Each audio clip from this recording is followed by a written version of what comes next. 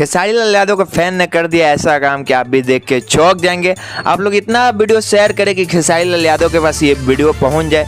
फिर तगड़ा फैन खेसारी लाल यादव जी का, जो कि आपके स्क्रीन पे दिख रहा है, जो कि इन्होंने अपने दिल पे इन्होंने टैटू बनवाया है। ये वीडियो छपरा का है, जो कि छपरा जिले का ये वीडियो है, जो कि काफ़ी तगड़ा फैन ने खेसारी लाल यादव जी का कुछ दिन पहले सॉन्ग आया था, आप लोगों को मालूम हुई होगा, दड़िया बढ़िया लगल। उसी गाना के बाद इन्होंने टैटू बनवाया है, जो कि देख सकते हैं आप, जो कि काफ़ी बेहतरीन टैटू मेरे को तो देखने में लगा। आप लोग कमेंट करके जरूर बताएं कि आप लोगों को ये टैटू कैसा लगा, जो कि खेसारी लाल यादव के गाना आने के बाद इसमें भी दाढ़ी का प्रयोग किया गया है टैटू में, जो कि दाढ़ी काफ़ी बेहतरीन टैटू है। टैटू का कोई लाजवाब नहीं है। आप लोग फैन को सपोर्ट करें, वीडियो को ज़्यादा से ज़्यादा शेयर करें ताकि खेसारी लाल यादव के पास वीडियो पहुंच सके।